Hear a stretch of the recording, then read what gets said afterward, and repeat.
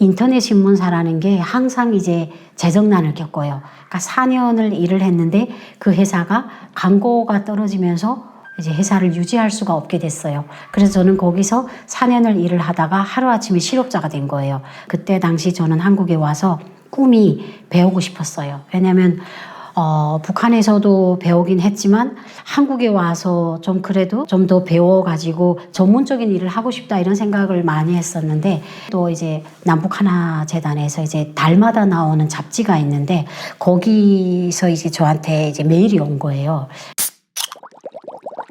안녕하세요. 저는 대한민국에 온 지 13년 차고요. 지금은 통일부 남북하나재단에서 취재 기자로 일하고 있고 KBS에서 13년 동안 최근 북한 소식을 전하는 라디오 DJ로 일하고 있습니다. 여러분 만나서 반갑습니다. 제가 탈북민들을 집중적으로 취재한 것은 한 7년 정도가 됐고요. 좀 거슬러 가면 그 전에 대한민국에 거의 40살이 돼서 왔어요.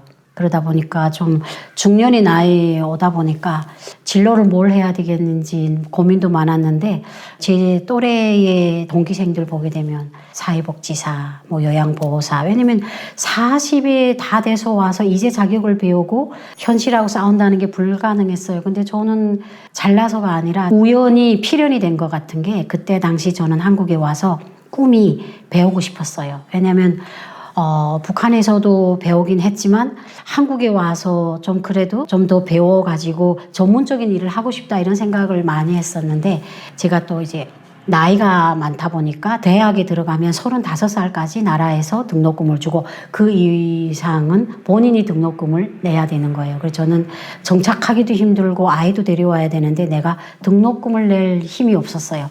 나는 대학은 다시 못 가겠구나. 그래도 배우고 싶어서 통일부에서 해마다 방학 기간에 하는 아카데미가 있었어요. 그게 이제 남북 외국 대학생들 모여가지고 스피치 교육도 하고 커뮤니케이션 교육도 하는데 제가 거기에 우연히 일을 하면서 그 교육을 받았는데 거기서 이제 대학생들 20대 대학생들하고 똑같이 이제 교육을 받으면서 너무 달랐어요. 남한 대학생들 보니까 북한에 대한 리포터나 북한에 대한 글을 쓰는데 너무나 잘 쓰고 너무나 관심이 많은 거예요.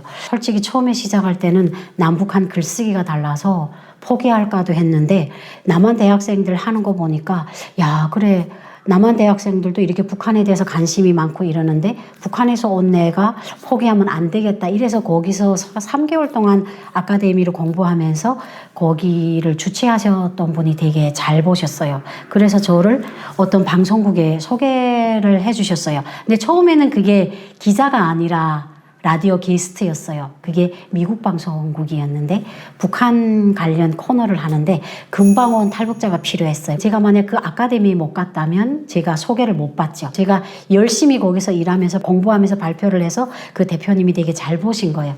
그 소개를 했는데 저는 한국은 그때 치열하다고 알았는데 고정 게스트가 된다는 것도 면접을 많이 봐야 된다는 걸 처음 알았어요. 제가 아니어도 제 전에도 7명, 8명을 면접을 봐서 그 중에서 이제 판단을 하는데 저는 그때 되게 그 방송국 그 대기실이 지금도 막 너무 어려웠어요. 그래가지고 가서 묻는 말에 얘기하고 했는데 제가 된 거예요. 그래서 저는 그때부터 라디오 고정 게스트를 한 거예요. 미국 방송국에서 한국에 지사가 있거든요. 근데 제가 방송을 하면서 느낀 게 그 방송국에 있는 한국 기자 PD분들이 그러는 거예요. 주희 씨 되게 방송에 능력이 있다고.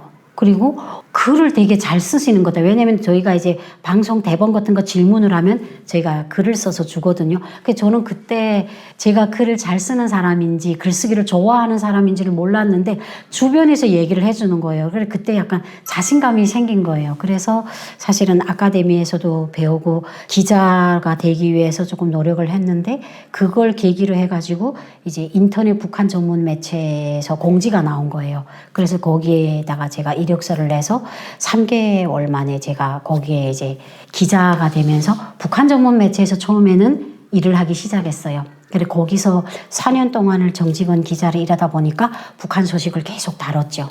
거기를 다루면서 근데 이제 인터넷 신문사라는 게 항상 이제 재정난을 겪어요. 그러니까 4년을 일을 했는데 그 회사가 광고가 떨어지면서 이제 회사를 유지할 수가 없게 됐어요. 그래서 저는 거기서 4년을 일을 하다가 하루아침에 실업자가 된 거예요. 그래서 제가 그때 생각을 했죠. 내가 과연 무엇을 할 것인가. 이제 다시 또 새로운 진로를 파야 되는데 그럴 거면 이왕 내가 하던 걸 해야 되겠다. 이래가지고 제가 그때 이제 회사가 없어지면서 북한대학원에 제가 입학을 했어요. 배우면서 내가 좀 더 북한학에 대해서 조금 넓게 공부를 하자. 그랬는데 또 이제 남북하나재단에서 이제 달마다 나오는 잡지가 있는데 거기서 이제 저한테 이제 메일이 온 거예요. 이제 기자를 했으니까 한번 와서 면접을 봐라.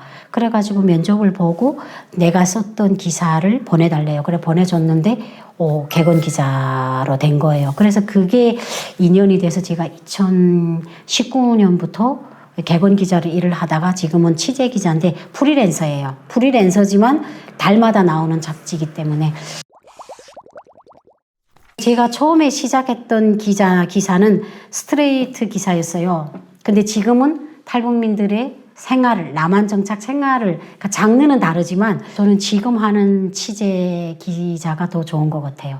그러니까 이게 우리가 보통 내 삶과 다른 사람의 삶에 대해서 관심이 없잖아요. 근데 저희는 기자이기 때문에 그 사람을 만나서 2-3시간 얘기하면서 한 사람의 인생 이야기를 4페이지 속에 써야 되는 거예요. 그러다 보니까 인터뷰도 막 1시간 할 때도 있고 그러면 그 사람이 어떻게 살아왔고 그 사람의 가치관, 대한민국에 정착하면서 어떻게 그 고난을 극복했는지를 다양한 측면에서 듣게 되는 거예요. 그러니까 이 사람들하고 얘기를 하면서 제가 그 사람들의 인생사를 알게 되고 나도 이 사람들처럼 살아야 되겠다 하는 또 새로운 마음가짐을 가지는 것 같아요. 그래서 지금 너무 좋아요. 그리고 남한이 좀 민주주의 사회고 모든 자유가 허락이 된 그러잖아요. 그러니까 이제 사람들은 자극적인 거나 대중적인 거 볼 때 어떤 뭐 연예인의 사생활이나 자극적인 것 이런 것들에 더 포커스를 두는데 제가 하는 취재 기사는 이 사람의 실패와 고난, 성공으로 가는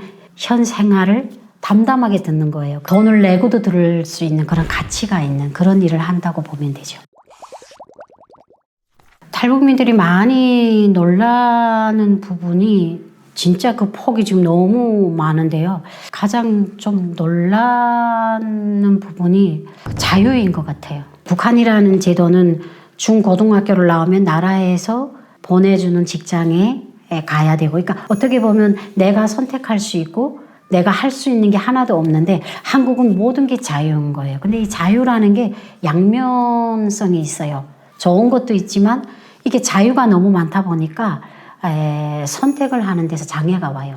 내가 뭘 해야 될지. 그리고 너무나 많은 사람들이 목소리가 들리다 보니까 옳고 그름, 거짓과 진실을 가려볼 수가 없는 거예요. 그러다 보니까 그런 데서 좀 많이 놀라요. 왜냐면 시키는 것 그리고 고정된 일만 하고 고정된 삶의 패턴을 걸어오던 사람들이 한국에 와서 자유라는 너무나 넓은 망망대에 떨어지니까 어떻게 해야 될지 갈피를 못 잡는 거예요. 이 말을 들으면 이 말도 맞는 것 같고 이 말도 들으면 이 말도 맞는 것 같고 이러다 보니까 선택 장애가 와서 처음에는 놀라기도 하면서 조금 힘들어하고 이런 부분도 있고 또 거기에 또 좋은 면은 있죠. 아, 북한에는 없었던 그런 직업들이 좀 되게 많잖아요. 왜냐면 장례 지도사나 애완견 동물 훈련은 이런 것들은 북한에는 없는 직업이니까 나는 북한에서 강아지를 되게 좋아했는데 남성들 같은 경우에는 나 그러면 내가 좋아하는 강아지를 키우면서 밥 벌어 먹고 나 너무 좋은데 그러니까 이제 한국에 와서 좋으면서도 놀라면서도 이런 것들이 다 중복이 되는 것 같아요. 새로운 직업,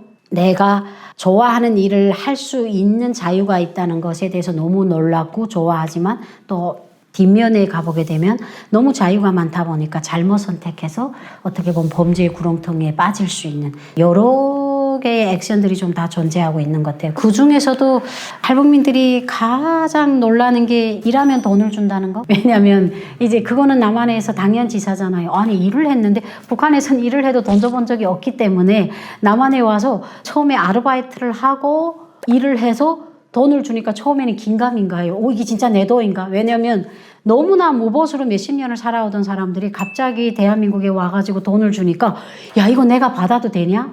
약간 좀 미안함이 있었던 것 같아요.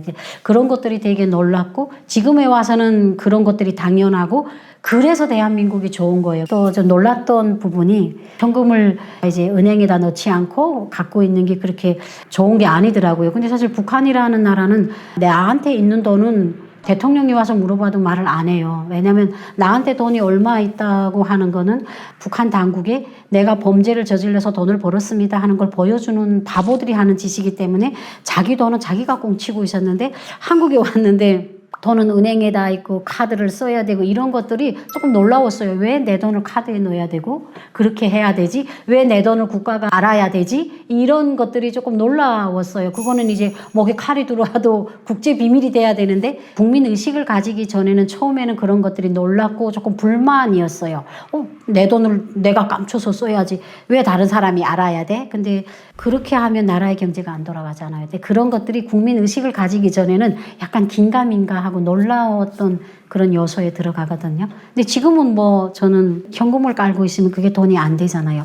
통장에 넣고 그래도 이자에 금리를 주는 그런 데다가 투자를 하면 나라의 은행에서 1억까지도 보상을 해주잖아요. 만약에 이 은행이 망해도. 처음에 와서는 누구나 놀라고 긴가민가 하지만 그런 것들이 이 사회의 일원이 되는 과정에 다 해결이 된다고 봐요.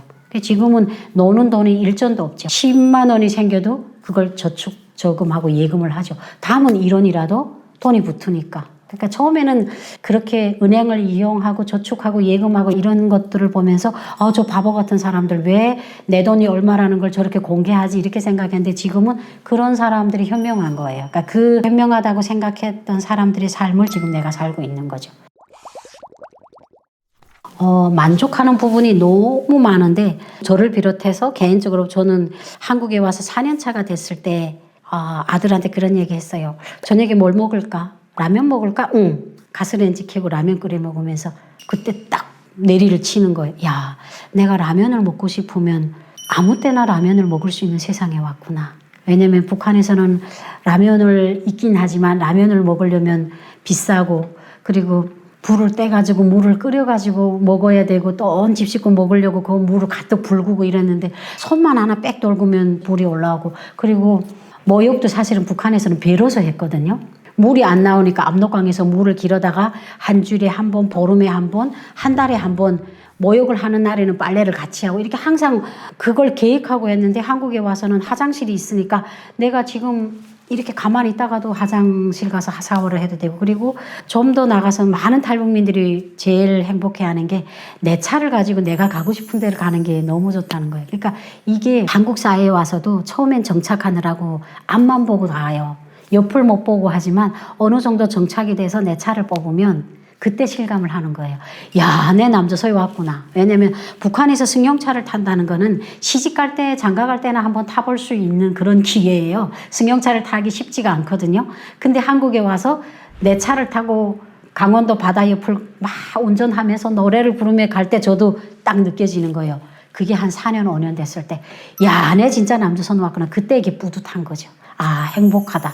그러니까 이제 정착 초기는 대부분 행복하다고 말은 하지만 행복하지 않을 때가 더 많았어요. 왜냐면 말투에서도 그래 나가서 얘기하면 조선족이요 막 이렇게 물어보니까 그런 것들이 싫었고 뭐 자신감이 없었어요. 말투 때문에도 우리가 사람마다 다르긴 하지만 근데 이제 4년 5년이 됐을 때는 약간 내가 어느 정도 사회적으로 자리도 잡았고 내 차도 있고 그리고 한국 사람들하고도 당당하게 저 북한에서 왔습니다. 이렇게 말할 수 있을 때는 내가 갖고 있는 그런 내가 정체성이 크게 문제가 되지 않아요. 근데 처음에는 이렇게 좀 작아지거든요. 그 작아질 때는 행복보다는 불안 그리고 고민이 많아요. 근데 이제 그런 것들을 벗어 던지고 내 차를 타고 막 바다를 가고 부산 가고 막 제주도 가고 할 때면 올라오는 거죠. 그래. 나도 내 차를 가지고 내 진짜 남조선 국민이 다 됐구나. 목숨 걸고 탈북하기를 잘했구나 하는 포인트가 대부분 내 차 타고 다닐 때 그런 걸 많이 느낀다고 그러더라고요.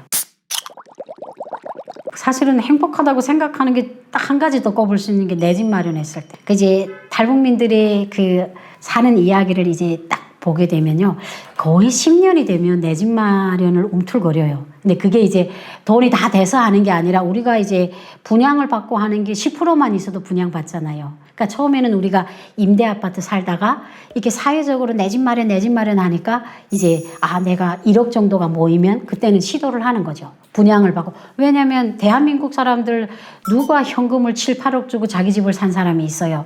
어느 정도 있다가 분양이 되면 살면서 물어가면서 그래서 그러잖아. 야, 저 베란다하고 방 하나는 은행 거다. 이런 얘기를 하잖아요. 그게 이제 은행에서 대출을 받아서 내 집 마련한 분들이 많잖아요. 근데 탈북민들도 10년이 되면요. 거의 다 한 70%는 거의 내 집 마련에 시동을 걸어요.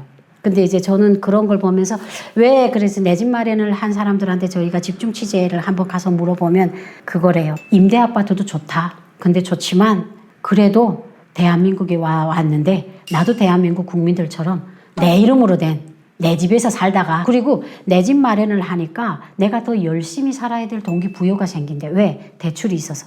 대출은 나를 살게 한대요. 대출은 어떻게 보면 빚이잖아요. 그 빚을 물려고 해도 더 열심히 살아야 된대요. 약간 그 사람마다 생각하는 각도나 이런 것들이 다른데 그 열심히 사는 사람들의 그 기준을 보면 아무것도 하지 않으면 아무 일도 안 일어난다는 얘기를 해요. 왜냐면 우리는 남한 사람들하고 다른 게 임대 아파트를 주잖아요. 우리가 거기서 그냥 죽을 때까지 살아도 돼요. 그 임대 아파트 기준을 벗어나지 않으면 그렇게 살아도 행복해요. 그러니까 기준을 어디에 두는가 하는 건데 20대, 30대 그리고 북한에서 그냥 악착같이 살다 오신 분들은 돈을 쓰지 않고 모았다가 10년이면 내 집 마련을 하는 거예요. 딱 그 자기 이름으로 된 그 집문서 같은 거 딱 받을 때 와, 그냥 세상을 다 가진 것 같다. 대출이 남았는데 무섭지 않대요. 왜? 살면서 우리가 더 열심히 살아야 될 동기부여가 된다는 거예요. 그러니까 그런 사람들도 만나면서 이게 전체적인 사람들이 다가 포함이 안 되지만 또 이렇게 살면서 행복해하는 탈북민들이 있구나. 근데 의외로 많더라고요.